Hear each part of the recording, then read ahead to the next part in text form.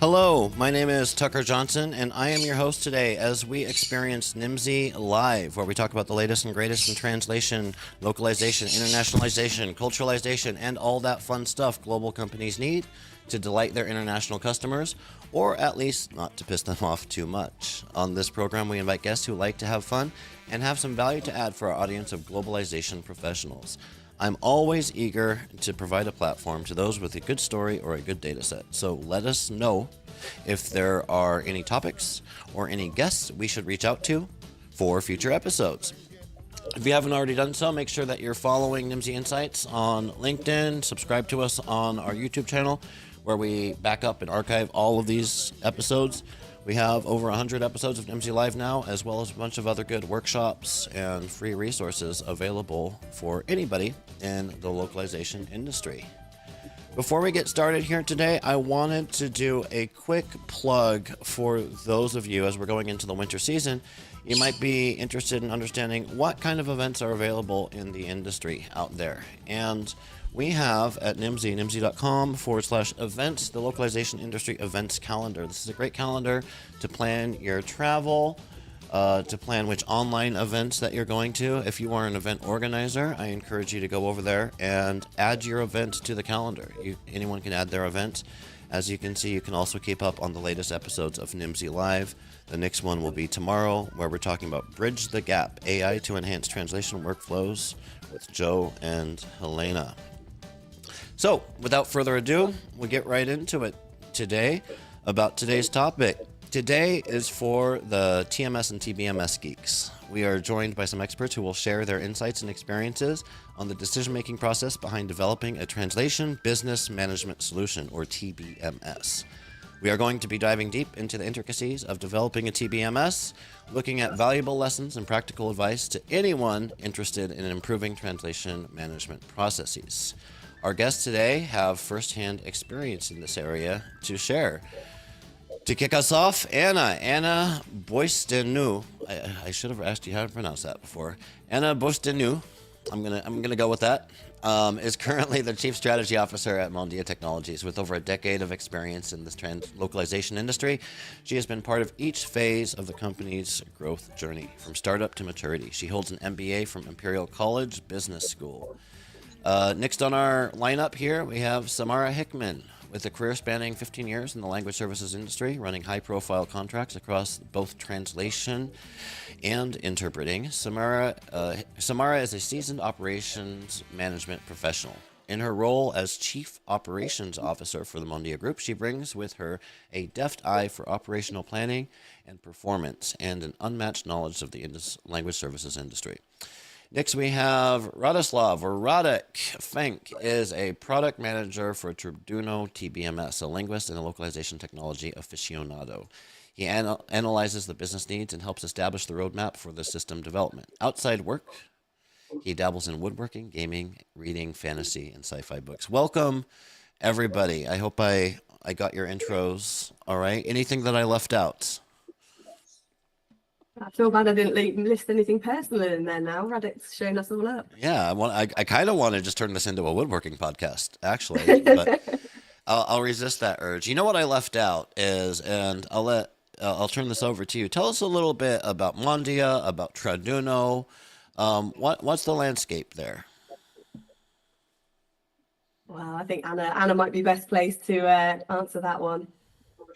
Yeah, so Mondia is a group of companies at the moment, like 2 translation companies and 1 TBMS, Traduno. So we've been doing translations for over a decade right now. We started back in 2007 locally and then expanded internationally. And we continue to do that. We focus on delivering content in different languages to enterprise clients worldwide. And Traduno, so it started after a few years after we started the translation business. And we started it because there was a necessity back then. We will probably get to the point when we will talk more why we decided to do it. But at this point, so yeah, it's a group of 2 translation companies and 1 TBMS. And the TBMS is specifically what we're looking to talk about today. And you mentioned it. I'll go right into it here. Why develop a TB? Well, first of all, what is a TBMS? What is the difference? Radek, I saw that you had answered a question in the FAQ on the webpage. What is the difference between a TMS and a TBMS? So maybe I'll turn that over to you.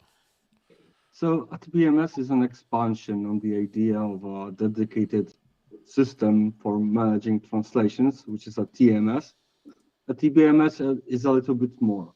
So it has all the modules or all the necessary tools to allow LSPs, translation agencies, groups of translators manage their translation business. So there can be a financial aspect to it, vendor management, client management, and of course the TMS functionalities like tracking the work, assigning, and quality.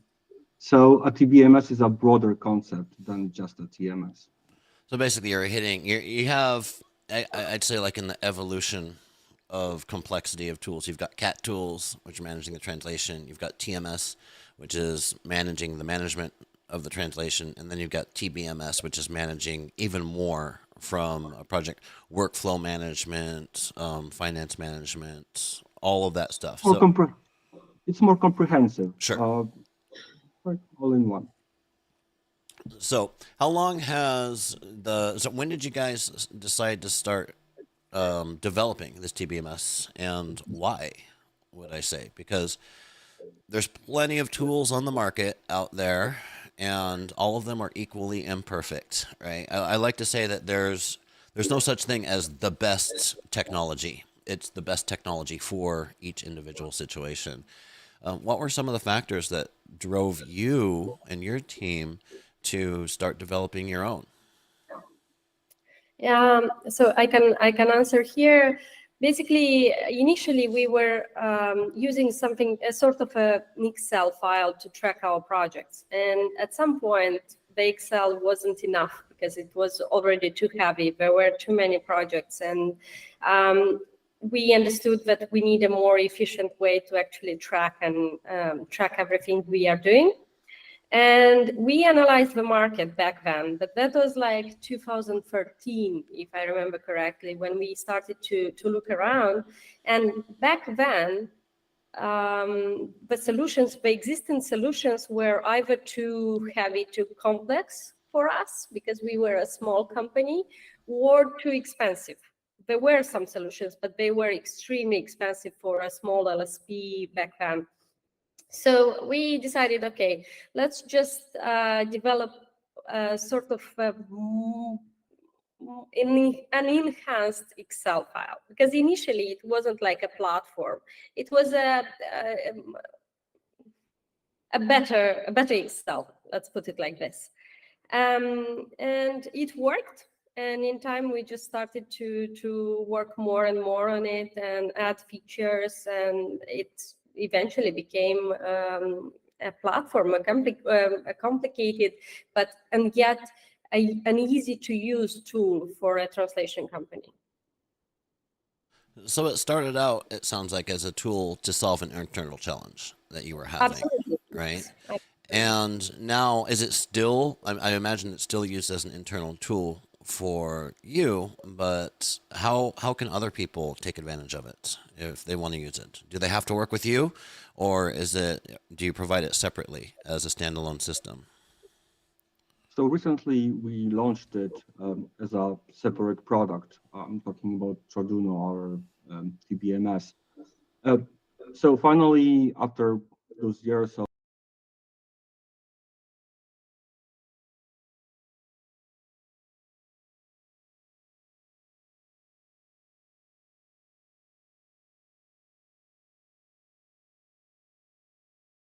agencies, other LSPs can also make use of it.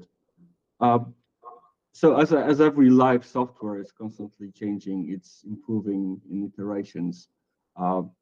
So at this moment, we feel that Trudeau is ready to serve also in other companies than just Mondia.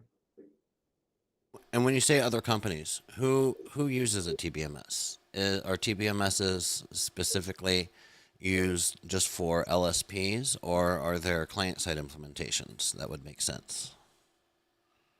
So it depends.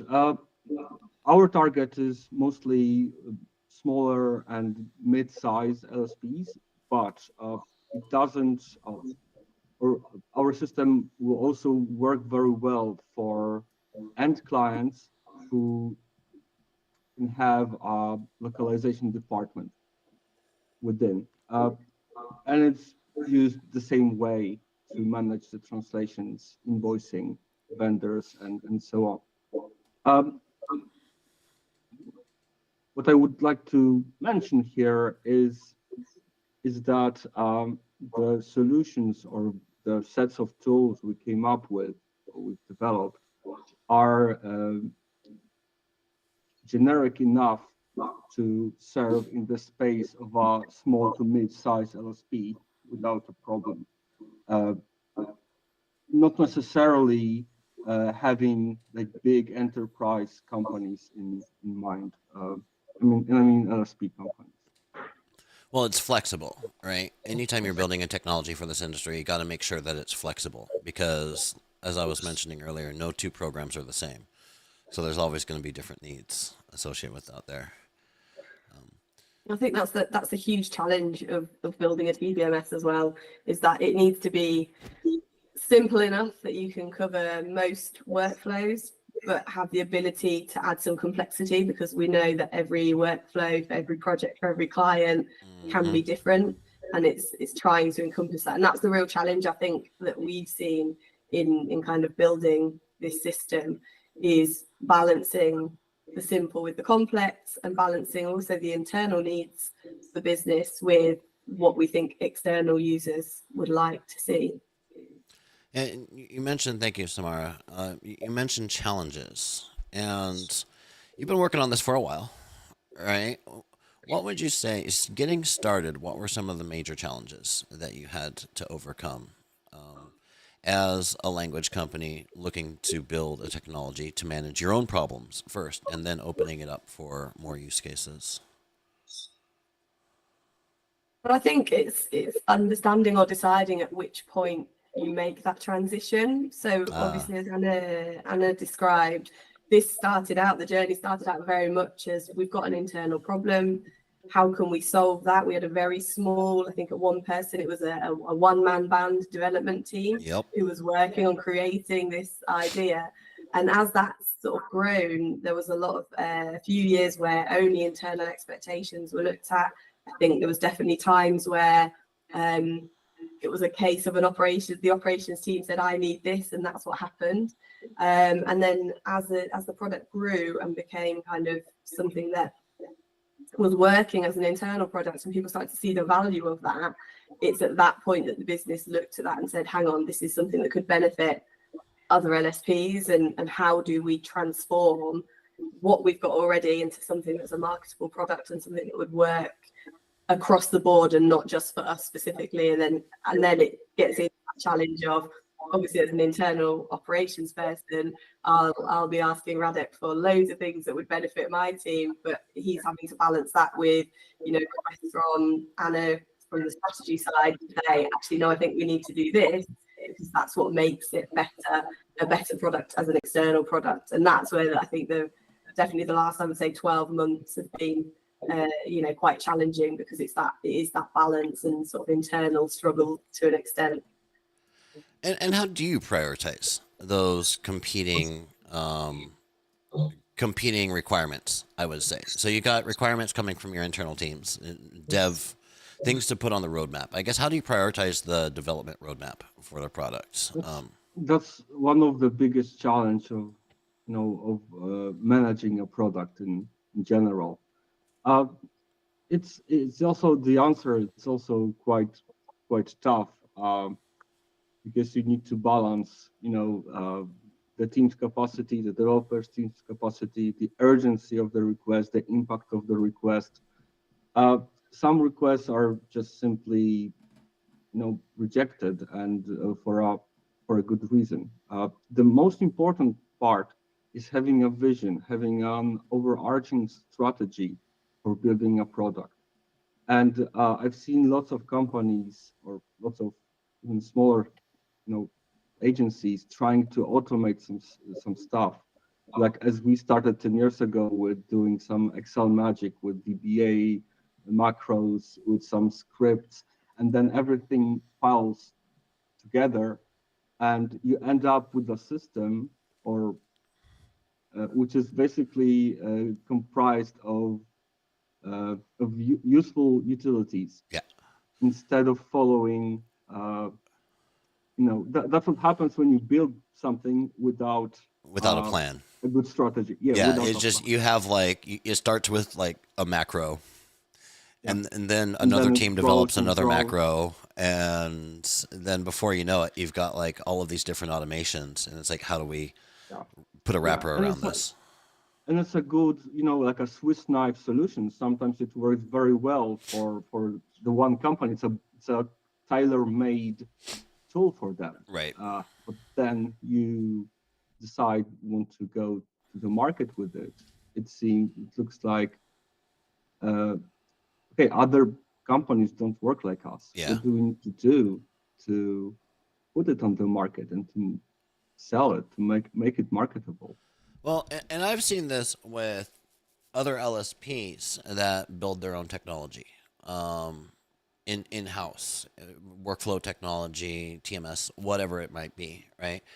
And typically what I've observed is that when LSPs develop their own technology, typically, I'm just making a generalization here, a lot of times they're getting requirements from all of the different teams internally. And some of those requirements are going to get prioritized over others. And the ones that get prioritized are typically the requirements coming from the biggest clients. Because if I have a client sending me $10 million worth of work every year, I'm going to prioritize that account's needs over the needs of the one sending me $10,000 worth of work over the year. And it can be really dangerous to fall into this trap where you end up with a tool that's really useful to one scenario, but not very useful to other scenarios, right?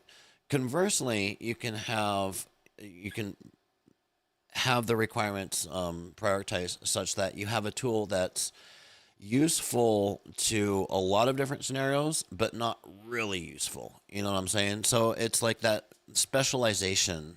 What is the trade-off on that, right? And it's just a challenge, I think, that anyone in this language industry has when they're developing technology. It is, and there is no good answer No. to that question, right? You need to follow. At the end of the day, it's a business, and you need to follow the money. So if it makes sense to build something bespoke for financial reasons, you probably do it if there is good incentive behind that. Yeah. Typically, once again, generalizing here, but typically I discourage LSPs from investing a ton of money into building their own systems because there are so many good systems out there on the market. This isn't 2002 anymore, right? There are hundreds of language technology platforms available on the market from third parties out there. And some of them, you said you guys got started like 2012, right? Some of them these days are pretty reasonably priced, because you have different niches. You still got the really expensive ones, but you got some other ones that are reasonably priced out there. So typically I discourage people from going that route of building their own technology. But I'm interested in your folks' input. You started developing this a long time ago because there was a need for you personally that wasn't being satisfied by the market. Today, in 2023, in 2024, would you have made that same decision with all of the available options out there on the market, with all of the ways technology is changing, with the way that the landscape is changing? Would you still decide today to go build your own thing? Or do you think that you got in just at the right time?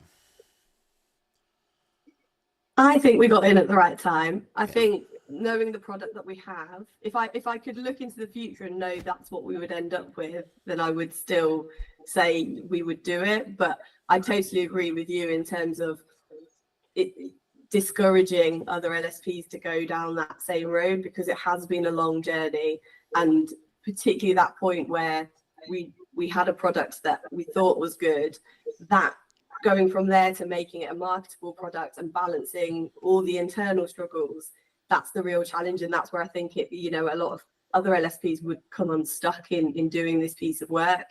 So I think now, if I was looking at it, I would be looking what else is on the market. Is there something that's affordable? Is there something that does what we need to do? But also, if I could look into the future and say this is what we'll end up with, I'd probably still do it.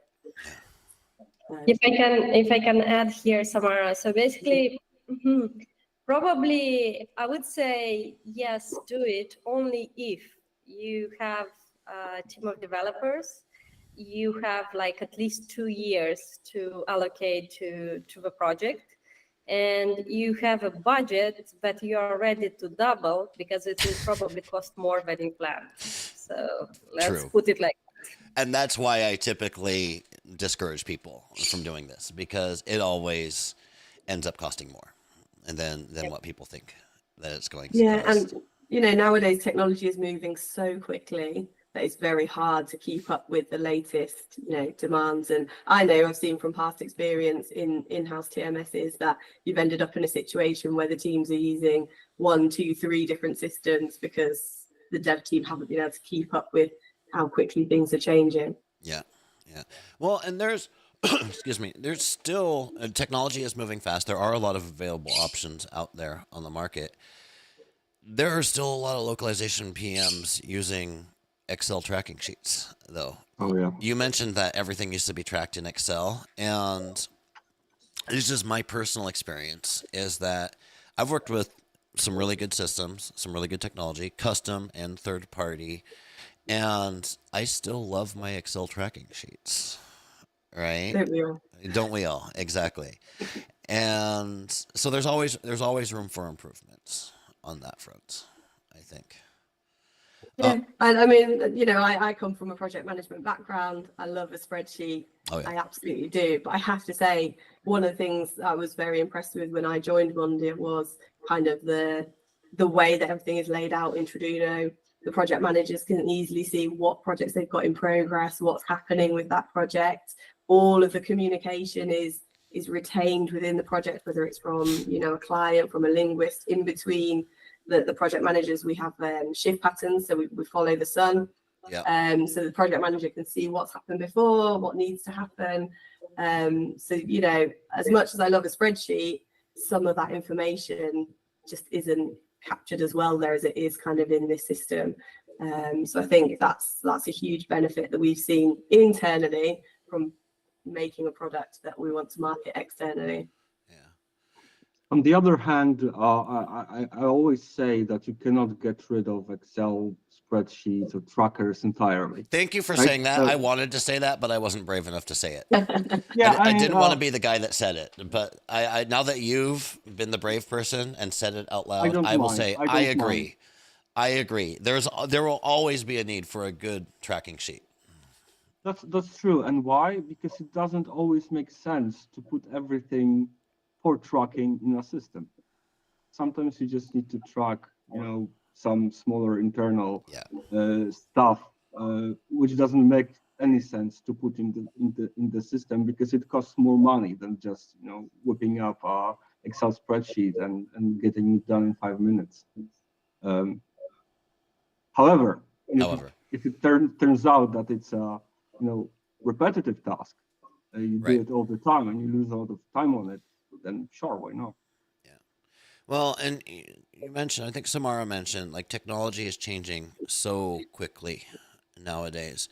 What I've noticed talking to folks in the industry, I talk to a lot of folks in the industry here at Nimdzi, is that and I'm going to be that guy that brings up AI, I'm sorry, but with the hype around generative AI that's coming out and large language models and all of the advancements that are happening, which truly is the advancements are happening at an exponential rate. Like the rate of change and improvement is just insane with that. But I'm less interested, for the purpose of this conversation, I'd be less interested in the actual capabilities and technology and more interested in how the market is responding to it. And what I've noticed is kind of a hesitation to invest in technology this year in 2023 because people want to be using AI, or at the very minimum they want to be using an AI enabled tool. They want to be making sure that they're not missing the AI train, so to speak. So they're very hesitant about going through that investment, not just monetary investment, but the time consuming investment of deployment for a tool that they're not sure about. Because in 2024 there might be a brand new tool that does all of your translations for free and makes an excellent cappuccino for you every morning. Like, you just don't know, right? Have you guys seen that out there when you're talking to clients, potential customers, partners? How is the AI hype that's going on right now affecting your development roadmap and the decisions that you're making? Still. So for now, I think we are in the second group that you mentioned. So definitely we are not in the place that we will be the early adopters of the technology. Would rather wait a bit and see how we can leverage what's already out there in the market. Especially that developing for AI takes a special kind of expertise and takes additional resources. So we'd rather focus on delivering a great product, which does exactly what it's supposed to do, than investing in our R&D, to develop our own AI. We leave that to the big players. Yeah, I guess makes sense. to make that investment. Yeah, that definitely makes sense. Yeah, it's a challenging topic. I think there's a lot of conversations being had about AI. I mean, shoot, I'm guilty. I just had one yesterday with 4 panelists on a live stream, right? We were talking about AI and how it's going to change the world and how it's not going to change the world. But there's just so much that we don't know yet, right? Yeah, I think there's just so much information out there at the moment and so many different ideas, and it's amazing, but kind of terrifying at the same time. So Right. I think that's why, Radek saying part of our strategy at the moment is kind of watching, learning, reading, researching, and seeing kind of a little bit what's going to happen before we make any investment in our TBMS with relation to AI. That's kind of what we're I think thinking. that's probably prudent. Anna, you want to jump in? Yeah, I think here about AI is the same as we were talking before. The fact that we would like to avoid to develop something that nobody needs. And especially with AI having all this hype, you don't really know what exactly will work out. And you can already see that some of the technology that initially we thought that it would change the industry completely, and now you see that it doesn't change it as much as we thought. So in order to avoid getting to a point when we develop something or invested in something that is not used, and I think this is the time to reflect, to observe what's happening, and then make an educated decision if you want. Yeah. So it all. Sorry. No, please, Radek. It all boils down to observing how it behaves. What are the right applications for AI? It doesn't make much sense for a mid-sized LSP to implement AI just to have it, right? Just to do anything with it. There will be, or there are, certain areas of AI where it excels, and there are some areas which it's still better to do it how we do it currently. Yeah, and I think that's what we're trying to figure out right now, because there are folks out there that are implementing it just to have it, right? And hey, that's a strategy. it's a marketing strategy. I would say it's a marketing strategy. It's not a product development strategy, right? And let's be clear on the difference between those. But And if you look into it, you will see that some of the apps are all based on ChatGPT or some other big player in the AI industry. They are like using their APIs and adding not much value actually from their side, just repackaging what's already out there. yeah, you said it, not me. But let's go adding value. Let's go back to your customers here, the folks that have adopted your TBMS essentially.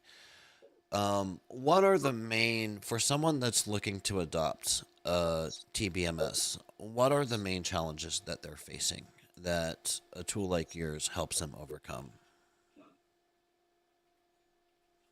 So that's mostly the complexity of tracking a project, of creating projects, quoting it, most of all, which in cases of our target group is the biggest time waster. Maybe not waster, but they spend the most time on trying to figure out how to quote a project, how to move it through the stages, and how to make sure that all the communication regarding that project is in one place. So many TMSs that I saw allow that. They allow tracking the project and assigning and so on. Still, the communication about the project happens through email. Yeah. It's not the case in our situation. We are centralizing the communication in the system, so it doesn't matter whether you use email or the messaging in the system. It all lands under the relevant project or piece of communication or item. Yeah. Email is one of those, it's like Excel sheets, right? We're never going to be fully free of email. And I'm very skeptical when I hear a sales pitch that says, we're going to eliminate the need for email. No, you're not. There's always going to be a need for email, but it should be used as the exception, not the rule. And I've worked on projects before where, as a project manager, Samara, you said you come from a PM background, you know it, right? As a project manager, I get one handoff for 50 languages, and if I need to contact a translator and a reviewer for each, and maybe a QA person, I'm sending 100 emails just for that project before quitting time today. And, I was very efficient at that. There's ways to send batch emails and all of that stuff. But at the end of the day, that's a lot to go through, and it's easy to introduce human error, essentially. And what automation and management systems like TBMS brings into play is you're still going to be sending emails, but it's going to be for the exceptions, not the rules, right? It's going to be like, oh, this person's not accepting the job, so I might need to follow up with them via email, or I might need to, God forbid, give them a call on the phone even, right? So it's exception management, essentially.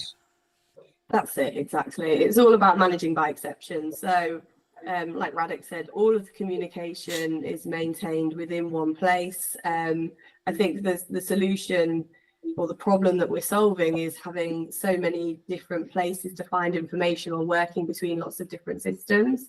So what Traduno does is kind of brings that all under one umbrella. So we've got kind of the project management portal, we've got the client portal, we've got the vendor portal, and then we've got kind of a finance area as well. So, we're able to communicate with our linguists or our suppliers through that portal, with the clients as well. We're able to see, have our clients been paying their invoices? Are there any concerns? Do we need to think about blocking an account because we're not getting payment from overdue invoices, which typically from my past is something that's been hidden. You've not been able to see that because the finance system's been overhid. Managed in a completely different system by a completely different person. Exactly. So, we've got everything there under one umbrella. And like I said before, the real beauty is just this line of communication. So even as a, chief operations officer, if I have a question about a project, I can go in and I can easily see from the messages what's happened between our project manager and a supplier, what's happened between the client and the salesperson and the project manager. And I'm not having to go digging around into lots of inboxes or asking 4 or 5 different people to tell me their version of the events. It's all trackable. And the same kind of like the issue management, that's all in the same system as well. So you can track your project against an issue, and it's just bringing everything under one roof, essentially. And that makes life so much easier when you're kind of trying to manage multiple projects in one go. Yeah, and essentially what you're saying, and one of the points that you're making is there's an audit trail. Like you as the COO, it's because this is a very real situation. Let's say a project manager calls in sick. Mm-hmm. Well, you as the Happens all the time. CEO, it happens all the time. People get sick, right? And people got sick quite frequently in the last few years during a period we shall not name. But it allows you to go in and assess what's the state of my PM's project and assign it to somebody else or keep it going or whatever. And I think this is one of the best reasons to use a centralized system or a standardized system. And that standardized system might be a TBMS or it might be a really good Excel tracking sheet. I'd prefer a TBMS though, right? Because it makes, and I hate saying this because as a project manager I hate this, but it makes project managers fungible. It makes them able to be switched out, right? So it eliminates the need for rockstar PMs. And I hate saying that because I know there are a lot of rockstar PMs that don't get as much credit as they should. But you don't need to have a team of just killer rockstar PMs managing each project because there's a standardized system and you can train people on it, if that makes sense. That's it, exactly. And you know, the rockstar PMs of the world are fantastic, but even they need a holiday sometimes, and other people need to be able to see what's happened and be able to carry that project on. And like I say, if you're an LSP that has shift patterns, you're covering a 24/7 model, you've got that ability. Something that I found in the past really complicated, being able to hand over from one shift to another, make sure the information's being captured. It's all in there. So it's, you know, like you say, exactly, it's an audit trail. We can see what's happening. We can manage our projects. We can red flag if something looks like it's going wrong, and we can pick it up and we can deal with it quickly and efficiently so that our clients don't feel the impact, you know, at the end. That's the same for any other LSP that would want to work with this kind of system. I wanted to ask you all, and I'm guessing this is either an Anna or a Roddick question. I wanted to ask you about integrations. We're talking about moving from standardization to flexibility here. There's a lot of different tools that folks are using out there in the industry. So they already have their technology ecosystem. How does Traduno, or how did you make a decision on how you want to integrate with other people's systems? Because originally it was developed to integrate with your system, which is very specific, but not everyone's using the same CAT tools as you. Not everyone's using the same accounting software as you, stuff like that. And I see on your website that out of the box, like it's basically built for integration with Phrase, but is able to integrate with other things as well. So I guess my questions are open-ended question, but why did you choose Phrase, first of all, as your primary integration? And I know, because I've worked with tools before, that we prioritized Phrase as well. But tell us a little bit about that thought process, and then tell us about the process of how to integrate with other tools for folks that perhaps aren't using Phrase or have to use multiple. A lot of LSPs have to use multiple TMS systems because their clients use multiple TMS systems. So let me just start about the integration part, and maybe Anna later can say a few words how it all started with Phrase, because it was well before my time in Mondia. So about integrations, we like to say that Traduno is CAT tool agnostic. It means that you are enabled to run a project through Traduno from the beginning to the end with even not specifying a CAD tool, and it doesn't make any difference for the system itself, for tracking the said project.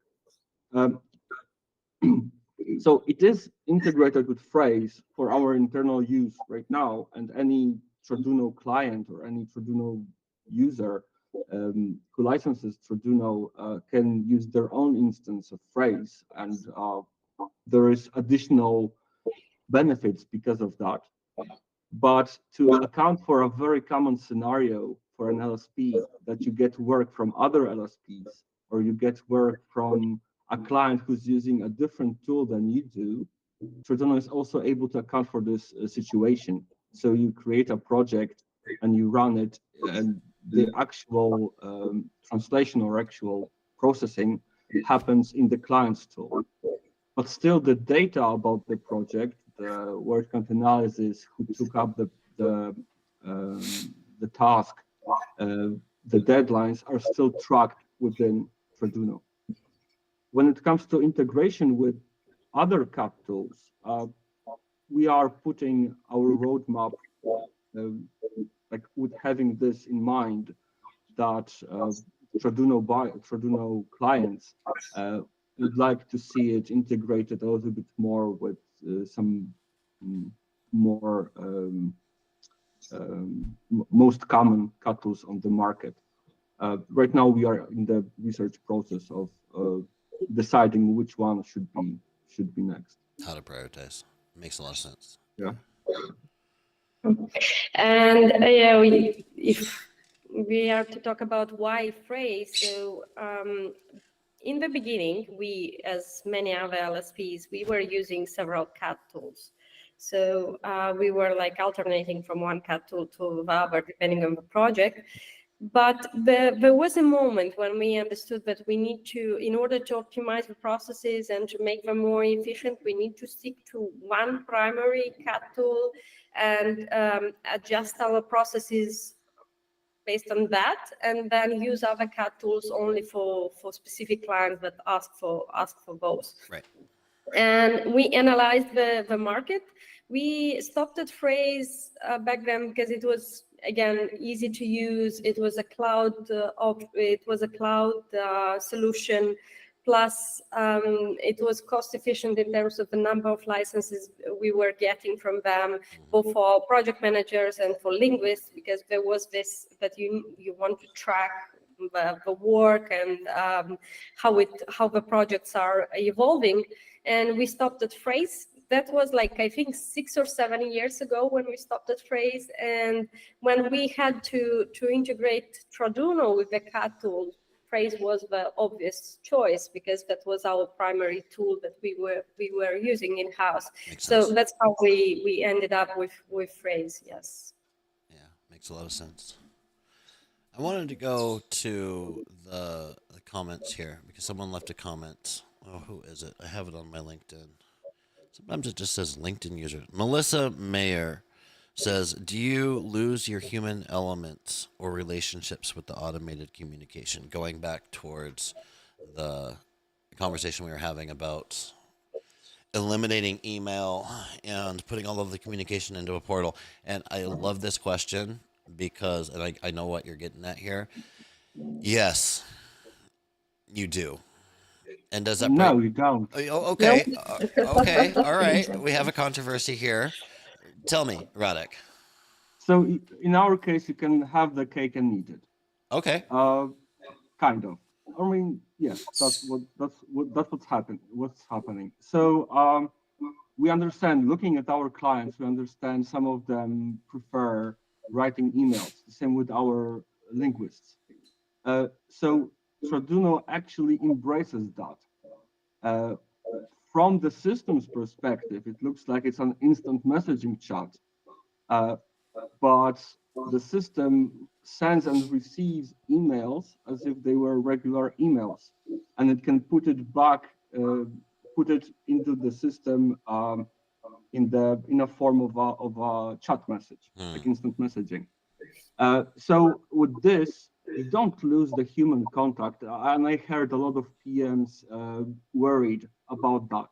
So we are differentiating between notifications from the system Okay. where something happens, something scheduled happens, like a new job is available to you, versus a PM being worried about, about the deadline, or just wanted to catch up with the linguist. So from Traduno, they do all of that from within the system. They don't need to go to their email client and send a separate email. Okay, so there still is human to human interaction, right? But Yeah. excuse me, I like how you Where it makes sense. yeah, where it makes sense. I like how you differentiate though between emails generated from the system by the system and your ability to actually go in and send messages. So, I mean, all valid points. I would still personally, just to provide the devil's advocate, you'll be the devil's advocate or provide the counterpoint to that. I would say that the more automation you implement into a system or a set of processes, the harder it is to maintain that human touch. I'm not saying it's impossible to all of your points, right? But it's harder. It's true. On a much bigger scale, almost as if an LSP works like a factory or Yep. as a conveyor belt, then I agree, yes, if the workflows are very rigid and specific, then yeah, I would agree the human touch is a little bit limited here. Well, we when we talk about conveyor belts and factories, we got to turn it over to the chief operating officer here.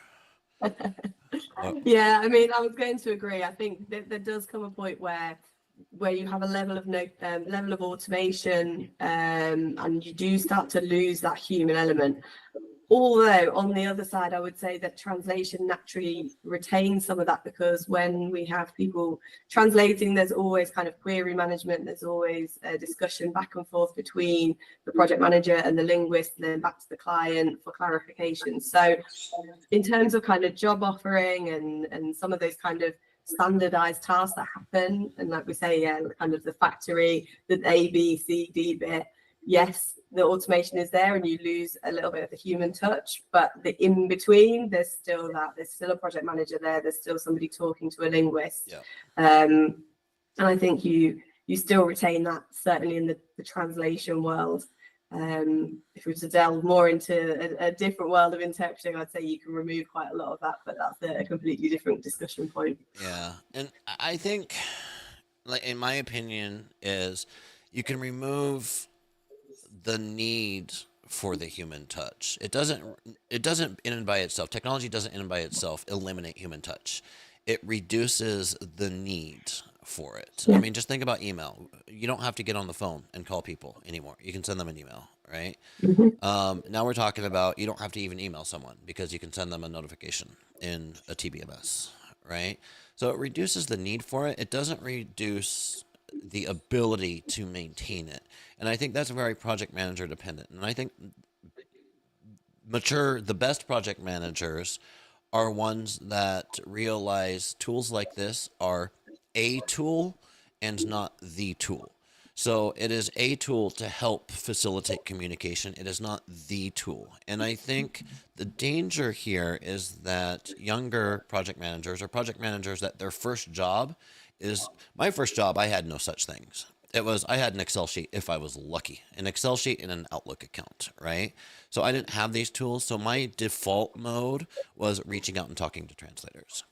And I think junior project managers starting their career today, their default mode is clicking buttons in a tool. And I think we'd be doing a disservice to them if we didn't also train them in that, yeah, and you can pick up the phone. And you should reach out to people, and you should foster relationships, not only with your clients, but with your linguists as well, if that makes sense. I would completely agree with that. And you know, again, as a project manager myself, years ago, picking up the phone was the quickest way to get something done. Forging those relationships with suppliers, with linguists was, you know, it was a brilliant thing because you could rely on them. You had that relationship. Yeah. If you reached out to them because you had an urgent need, they would always respond because you'd built that. And I do think there's a tendency now for, like you say, younger people coming into the business as in sort of project management, that they've got a tool in front of them, they click a few buttons and it's done. And there is that sort of separate question about training people on building relationships and knowing that there's a person at the other end doing that piece of work, and the same vice versa towards the client, building those relationships with clients. If you can build those, you make your client more sticky, you get more work from them. So it's still important in this day and age to be able to build relationships and to be able to speak to people personally rather than sitting behind a system. That's one of my main things that I preach about, and I do call it preaching because I come from a project manager background too, and I think most project managers, they're holding themselves back because they're not learning basic account management skills or communication skills or things like that, because a lot of project managers just want to push buttons. They don't want to get out of their comfort zone. And if you're a project manager and you're listening to this, learn not just how to use the fancy new TBMS, but also learn how to write a good email, how to pick up the phone, all of that stuff. Well, I would say they should also learn the TBMS, because the more they learn it, the more time they have to foster their relationships with. Says the product manager, of course. Of course. I mean, but that's the prerequisite, right? Like, you don't have a job if you don't know how to use the TBMS, right? That gets you the job. You remove the heavy lifting, you remove the admin, and then you have the time to have those conversations rather than constantly just moving files from A to B to C to D. You've got the time to pick up the phone, and that's what we need to encourage people to do, is to pick up the phone when they've got that time. Yeah.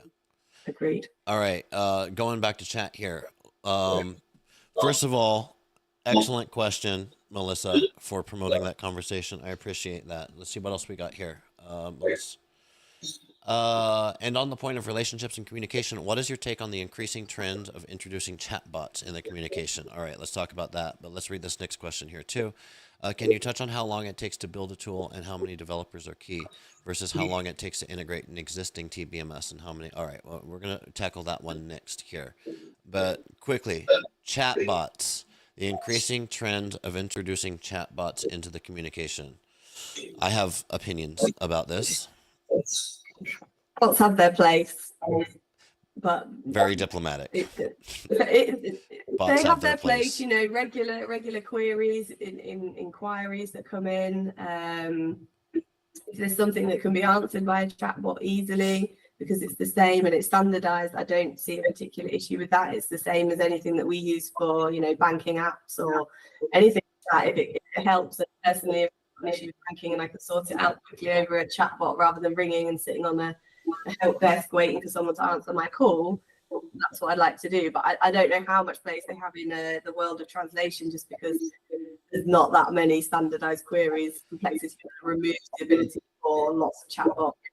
Yeah, when I see a TMS that's introducing a chatbot, not saying I'm right, but my gut instinct is gimmick, right? Like, you're trying to ride the hype, because I think it's easier today to implement an AI-driven chatbot than it ever has been before.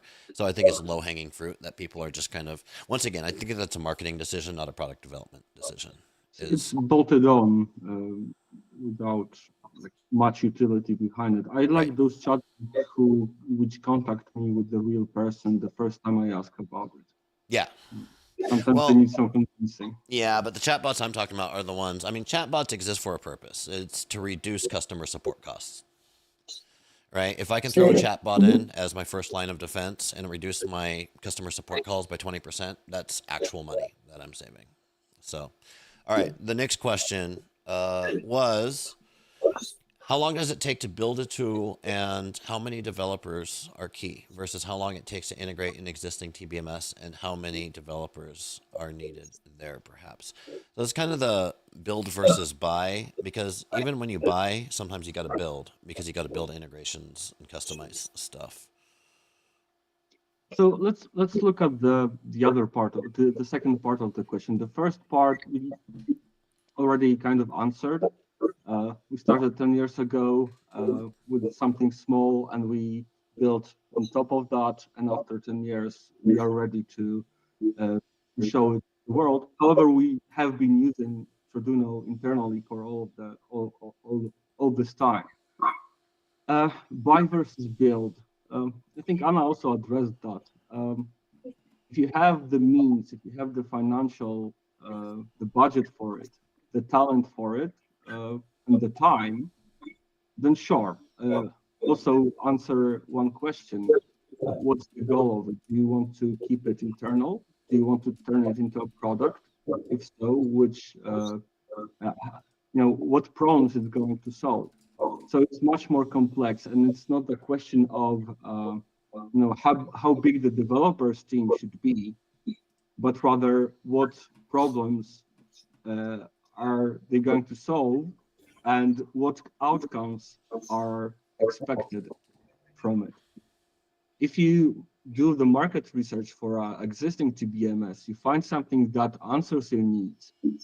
You find something that answers your needs more than other ones, or the one that you already have. There's always room for conversation, because if only like smaller things are needed, like smaller development is needed, you can either handle it yourself, or outsource it to, or ask the TBMS provider if they're willing to do it. Maybe it's already in line with their vision. When it comes to integration itself, or deployment itself, it's hard to say for now. But most important part is whether you want to retain your historical data in the new system. This always involves significant human effort with mapping, because the data sets need to be matching each other. I also believe that the cost of training people in the new tool depends on the tool. If the tool is well designed and well thought through, it would be intuitive for a PM who saw a CAD tool or other TMS to start using it almost straight away, and then take a deep dive into all the options and configurations as they go along. So to Have I missed summarize, a part of the? It's complicated. Well, yeah, it's multifaceted. There is no It's one multifaceted. straight answer. Yeah, you Yes. shouldn't have. There is no answer. You should have this amount, this number of developers, this number of product managers to build a TMS. And to reiterate a point that you made, I wouldn't recommend that you people say, I want to build a tool. The better problem statement is, I want to solve this problem. And then maybe a tool is the best way to solve that problem. Maybe it's not, right? But I think a lot of people lose money when they decide to go into product development, especially people that aren't product developers and don't understand what that means. And they lose money because they're trying to build a tool. They're not trying to solve a problem. And tools are nothing but a way to solve a problem. So, well, I'm watching the clock here, and we only got a couple minutes. So, any closing thoughts? Anna, I'm going to turn it over to you. How can people find out more about Traduno? I've got your website queued up here, traduno.com. Can people schedule demos? Can they find out more? Are there webinars? Talk to me. Yeah, so definitely our first or main point of contact would be our website. You can request a demo. We will get in touch to organize that. Or you can contact any of us on LinkedIn, or you can write on Traduno's page on LinkedIn. So I think, anything. But probably website will be easiest way to get in touch with us. Very good. Anyone else have any closing thoughts before I start wrapping this up today? I think we covered a lot of ground, so that's fine. Not to put you on the spot. All right, I'll start wrapping us up today. Thank you so much. Ladies, gentlemen, chat, we are out of time for today. If you enjoyed this episode of Nimdzi Live, then join us next time on tomorrow. As I mentioned, go to nimdzi.com/events, and you can see all of the new Nimdzi Live episodes that we're hosting. I appreciate our guests today, Anna, Samara, and Radek. I appreciate you, the audience, who are joining us live, all of the dialogue and chat, everybody who left comments, questions, and especially criticisms. And I look forward to next time. Cheers.